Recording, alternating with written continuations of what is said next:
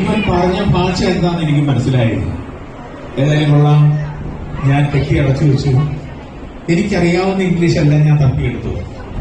Okay, yes, no, my name is Babu, ഇത്രയൊക്കെ എനിക്കറിയുള്ളൂ. നിങ്ങൾക്ക് അതിലും കൂടുതൽ അറിയാല്ലേ? എനിക്കറിയാവുന്ന ഇംഗ്ലീഷുമായിട്ട് ഞാൻ പിറ്റേ ദിവസം ചെന്നു, പെട്ടി തുറന്നു വിളിച്ചു. മോനെ Rocky, my name is Babu. Yes yes yes.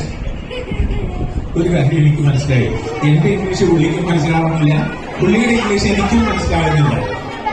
അപ്പൊ ഞാൻ തീരുമാനിച്ചു ഇവനൊന്ന് മലയാളം പഠിപ്പിക്കാം. പിറ്റേ ദിവസം വീണ്ടും പെട്ടി തുറന്നു. മോനെ റോക്കി, നീ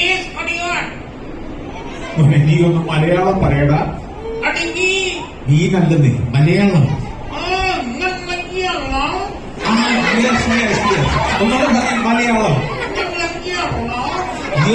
ഒന്നോടെ പറ കേട്ടെ മലയാളം.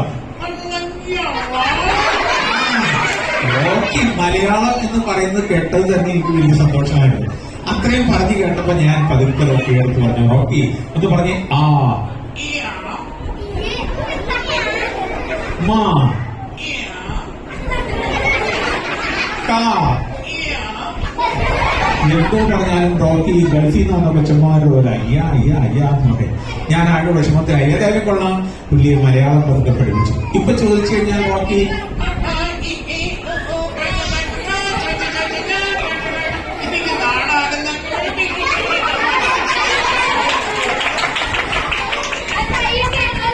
ഓക്കെ. അപ്പോ റോക്കി മലയാളം പഠിച്ചു.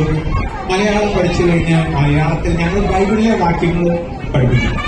കുട്ടികളെയൊക്കെ പഠിപ്പിക്കാറുണ്ട്. നിങ്ങളെ പഠിപ്പിച്ചൂടെ ബൈബിളിലെ വാക്യങ്ങൾ? ഉൽപ്പത്തി 1:11 പറയാൻ പാടില്ല. ജെനസിസ് 1:11 ആര് പറയും? കേക്കട്ടെ. ഓക്കെ, എന്നാ റോക്കി ഒരു വാക്യം പറയാം. അതെവിടാന്ന് നിങ്ങൾ പറയാമോ? എത്ര പേര് റെഡിയാണോ? എത്ര പേര് റെഡിയാണ്? ഓക്കെ, റെഡി ആയിട്ട് റോക്കി റോക്കി ഒന്ന് പറയാമോ? ഞാൻ പറയാം. സൃഷ്ടിച്ചു.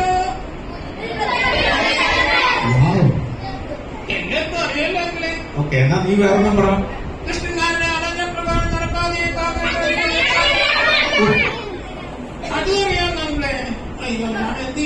വേറൊന്നും പറയടാ.